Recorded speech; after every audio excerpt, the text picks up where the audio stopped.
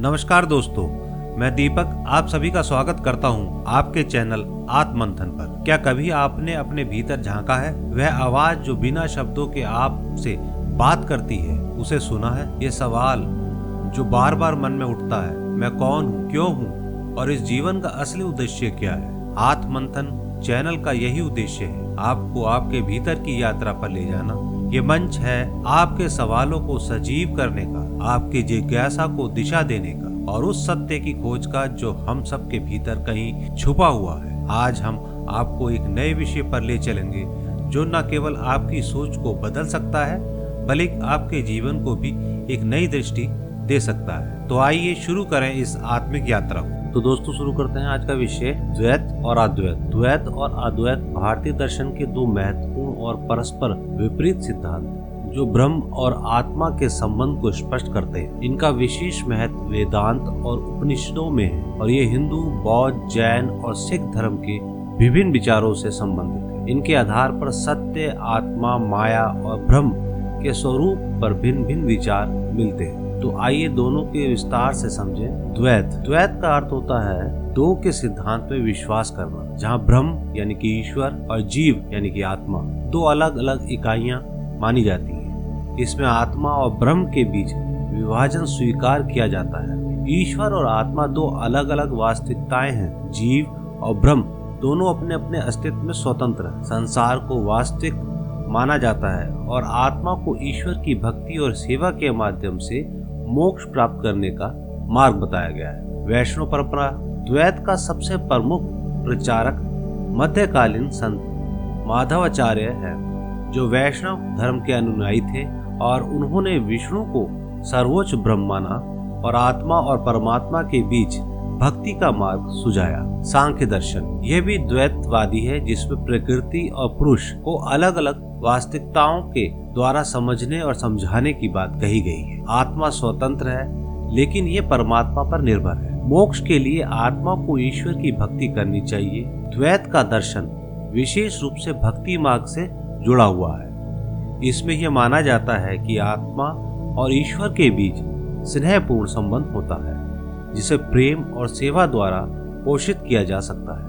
पर विचार बौद्ध और जैन धर्म में भी देखने को मिलता है, जहाँ संसार को वास्तविक माना जाता है और आत्मा को स्वतंत्र अस्तित्व को मोक्ष हेतु साधना के माध्यम से अलग किया जा सकता। अद्वैत का जो शाब्दिक अर्थ है अद्वितीय यानी दूसरे का अभाव, अर्थात एक तत्व का सिद्धांत। अद्वैत वेदांत में आत्मा और ब्रह्म को एक ही माना गया है और यह उपनिषदों के माध्यम से प्रसारित हुआ है। आत्मा और ब्रह्म एक ही है। जीव और जगत माया के कारण विभाजित प्रतीत होते हैं, लेकिन ये विभाजन असत्य है।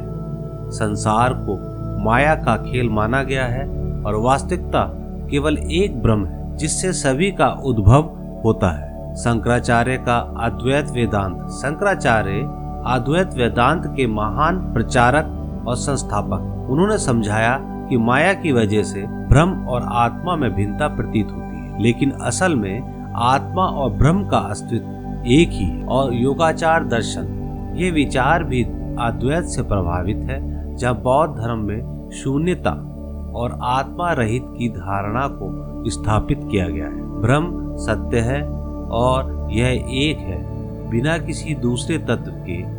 माया का मतलब होता है अज्ञान। माया के कारण आत्मा को ब्रह्म से अलग समझा जाता है। मोक्ष का मार्ग आत्मा का ब्रह्म में विलय है और जिसमें आत्मा ब्रह्म रूप बन जाती है। विस्तृत वर्णन जो है मिलता है, उसके आधार पर हम समझते हैं अद्वैत का एक सिद्धांत यह कहता है कि अहम ब्रह्मासीम यानी कि मैं ही ब्रह्म हूँ, आत्मा और ब्रह्म के भेद को समाप्त करता है। ये मोक्ष की अवस्था को समाधि मानता है, जहाँ आत्मा और परमात्मा का अंतर समाप्त हो जाता है। बौद्ध धर्म में इसे शून्यता के माध्यम से समझा गया है, जिसमें संसार की वास्तविकता की प्रकृति को मिथ्य और शून्य कहा गया है। द्वैत और अद्वैत के आधारभूत विचार। द्वैत ईश्वर और आत्मा अलग अलग है और मोक्ष ईश्वर की कृपा से प्राप्त होता है। अद्वैत ब्रह्म और आत्मा एक है, संसार, माया, अज्ञान और मोक्ष आत्मा का ब्रह्म में विलय होना कहलाता है। द्वैत और अद्वैत दोनों ही भारतीय दर्शन की अनमोल संपत्ति हैं। जहाँ द्वैत का मार्ग ईश्वर की भक्ति, सेवा और प्रेम से जुड़ा है, वहीं अद्वैत आत्मा और ब्रह्म के एक तत्व को मानकर मुक्ति का मार्ग दिखाता है।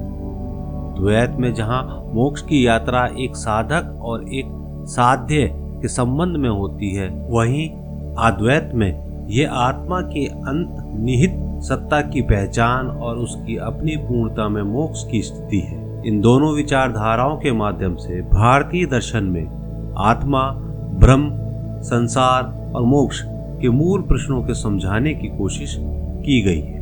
इनके विभिन्न पक्षों का अध्ययन करना मानव जीवन के अध्यात्म पहलू और ज्ञान के स्तर को बढ़ाने में सहायक होता है। तो आज के एपिसोड में इतना ही। अगर आपको ये एपिसोड अच्छा लगा या आप इसको विस्तृत में जानना चाहते हैं द्वैत और अद्वैत को, तो प्लीज़ कमेंट करें, ताकि मैं आपको एक ऐसा वीडियो ला के दूँ जिसमें आपको पूरी अच्छी तरह से समझ में आ जाए। मैं जानता हूँ कि इतनी थोड़ी सी परिभाषा में या इतने थोड़ी से व्याख्यान में मैं आपको पूर्ण जानकारी नहीं दे सकता, लेकिन सिर्फ आपके अंदर वो जानकारी जानने की लालसा पैदा करना ही मेरा उद्देश्य है। और आप अगर इस पे कमेंट करके मुझे बताते हैं कि आपको इसको विस्तृत जानकारी चाहिए, तो मैं इसका अगला एपिसोड विस्तृत जानकारी के साथ आपके साथ साझा करूँगा। तो प्लीज़ आप कृपया करके अपने विचार हमसे साझा कीजिए, कमेंट कीजिए और इस चैनल को ज़्यादा से ज़्यादा सब्सक्राइब कीजिए। आप सभी का बहुत बहुत धन्यवाद। आपका स्वास्थ्य अच्छा रहे और फिर मिलते हैं अगले किसी अन्य एपिसोड में अलग विषय को लेकर। तब तक के लिए धन्यवाद। नमस्कार। जय हिंद।